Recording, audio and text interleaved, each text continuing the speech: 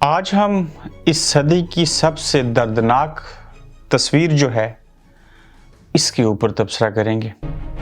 یہ تصویر اگر انگریز غیر مسلم دیکھ لیتا، جاگتے ہوئے روتا اور سونے کے وقت سو نہ پاتا۔ دوسری جانب ہمارے پاکستان کی اسمبلی کے موجودہ سپیکر اور سابق وزیر اعظم کینیڈا کے اندر سیر و تفریح کر رہے ہیں، جبکہ ملک کا 60% حصہ اور آبادی سیلاب کی زد میں آ گئی۔ یہ کیا بے حسی ہے جس کا قصوروار میں بھی ہوں، آپ دیکھنے والے بھی ہیں، حکمران بھی ہیں۔ آج اس کے اوپر بات کریں گے۔ السلام علیکم، آپ دیکھ رہے ہیں گورکھ دھندا، اور آج کا گورکھ دھندا ان غریب، مظلوم، بے گھر اور لاچار لوگوں کے بارے میں جس کی بات کرتے ہوئے دیکھا جائے تو یہ تصویر ہی کافی ہے۔ اس تصویر میں آپ دیکھیں کہ ایک باپ ہی ہوگا جو اپنے بچے کی لاش کو تلاش کر کے اس کے بازوں کو باندھ کے گھسیٹ کے لے کے جا رہا ہے اور چلنا چاہتا ہے لیکن چل نہیں پا رہا، کیچڑ ہے، پاؤں پھنس کے۔ یہ تصویر دیکھنے کے بعد نہایت ہی شرمندگی محسوس کی کہ میں بھی اسی جگہ کا باسی ہوں، وہ میرا ملک ہے۔ مجھ سمیت تمام میڈیا نے اس سارے معاملے میں اگنور کیا ان لوگوں کو جو بے گھر ہوئے، جن کے گھر بہہ گئے، جو بھوکے ہیں، جو لوگ تمبو تک نہ لگا سکے رات گزارنے کے لیے، کیچڑ کے اوپر سونے کے اوپر مجبور ہیں۔ اور یہ تصویر جو ہے غیر ملکی اگر کوئی انگریز دیکھ لے تو وہ سو نہ پائے، وہ جاگتے ہوئے روئے۔ ہمارے میڈیا کا اور میرا کیا قصور ہے کہ ہم نے اس کے اوپر اس طرح سے آواز نہ اٹھائی، سیاست میں لگے رہے۔ اگر پاکستانی میڈیا اس چیز کو ہائی لائٹ کرتا تو انٹرنیشنل میڈیا بھی اس کے اوپر آواز اٹھاتا۔ جب انٹرنیشنل میڈیا آواز اٹھاتا تو نہ صرف ایڈ ملتی بلکہ بے شمار جو چیزیں تھیں ان میں بہتری آتی، لوگ وہاں پہ پہنچتے۔ آج تو لوگ پہنچ رہے ہیں، پہلے کیوں نہ پہنچے؟ چیریٹیز کے اوپر بھی بات کروں گا، ان کا کیا کردار ہے۔ سٹیٹس دیکھ لیتے ہیں۔ 1 کروڑ سے زائد لوگ تو سندھ کے اندر متاثر ہوئے، وہ پہلے سے کچی آبادیاں تھیں، کچے مکان تھے۔ 36 اضلاع اس وقت سیلاب کی وجہ سے بری طرح متاثر نہیں، اجڑ گئے۔ 1090 لوگ کہہ رہے ہیں کہ سیلاب کے باعث لقمہ اجل بنے، جن میں سے 313 بچے بھی شامل تھے۔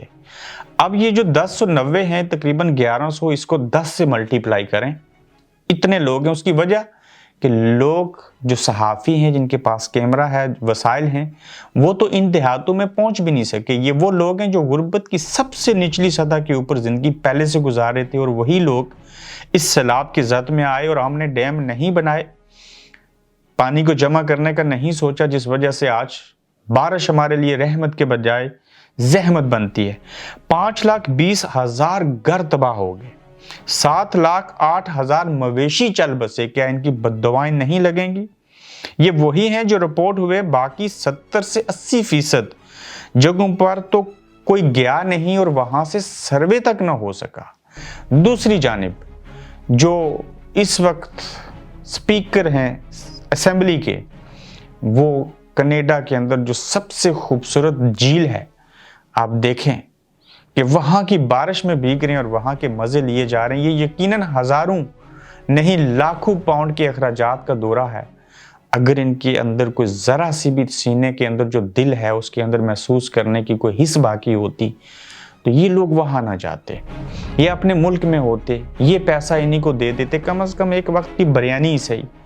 مگر یہ جو حکمران طبقہ ہے یہ بے حسی کا شکار ہے، اور یہ ان چیزوں کو یا تو محسوس نہیں کرتے یا محسوس کرنے کے بارے میں یا ان چیزوں کے بارے میں سوچتے بھی نہیں ہیں۔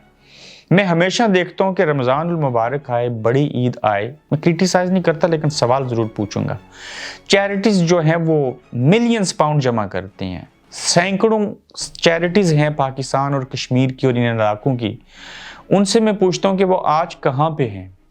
یہ مسائل حل اس طرح سے کیوں نہیں کر رہے؟ حکومتوں کو تو چھوڑ دیں، نو ڈاؤٹ اگر یہ چیریٹیز نہ ہوتی اس سے قبل بھی تو آج ہمارے ملک کا ستیہ ناش ہوا ہوتا۔ حکومت سے زیادہ یہ چیریٹیز جو ہیں وہ عوام کی فلاح و بہبود کے کام کرتے ہیں.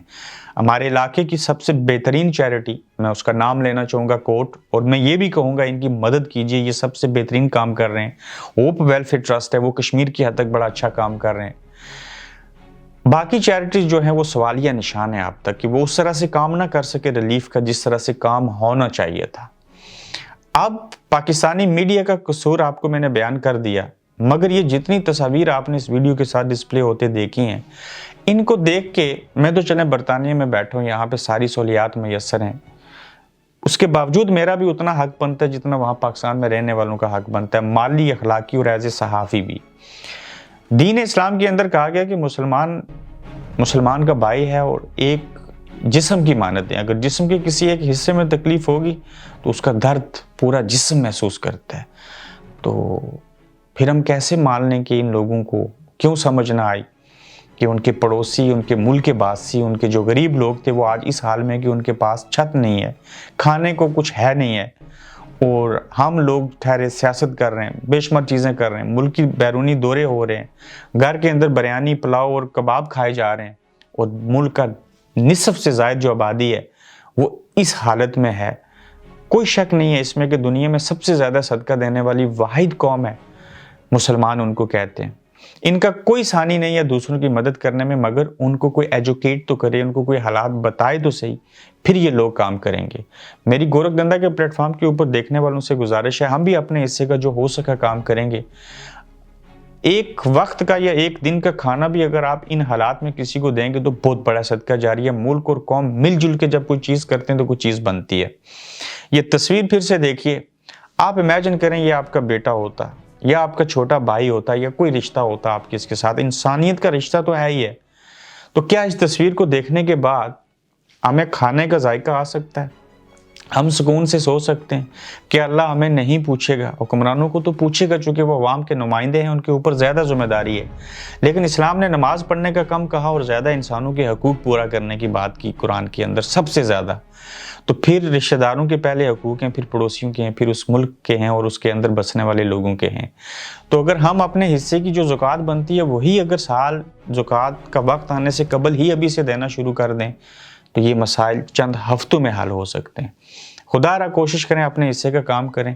یہ جو لوگ بے گھر ہوئے ہوئے ہیں، یہ ان کے گھر آباد ہو سکتے ہیں، ان کو کھانا مل سکتا ہے. برا وقت آتا ہے یہ ٹل جائے گا، مگر حکمرانوں کو یہ چاہیے کہ جب بھی بارشیں ہوتی ہیں، سیلاب آتا ہے، ہر سال یہ نصف سے زائد ملک آپ کا متاثر ہو جاتا ہے، ہزاروں لوگ مر جاتے ہیں، لاکھوں کروڑوں لوگ متاثر ہوتے ہیں. ان کو متاثر ہونے سے بچائیے، ڈیم بنائیں، باقی چیزیں کریں، اور مل جل کے ہی کوئی قوم بنتی ہے اور قوم پھر ترقی کرتی ہے. اپنا فیڈ بیک دیجئے کہ آپ اس سارے عمل میں کس کے لیے کیا کر سکتے ہیں اور اس سے قبل آپ نے کیا کیا. اپنا خیال رکھیں. اللہ حافظ. آپ دیکھ رہے ہیں گورکھ دھندا ابرار قریشی کے ساتھ.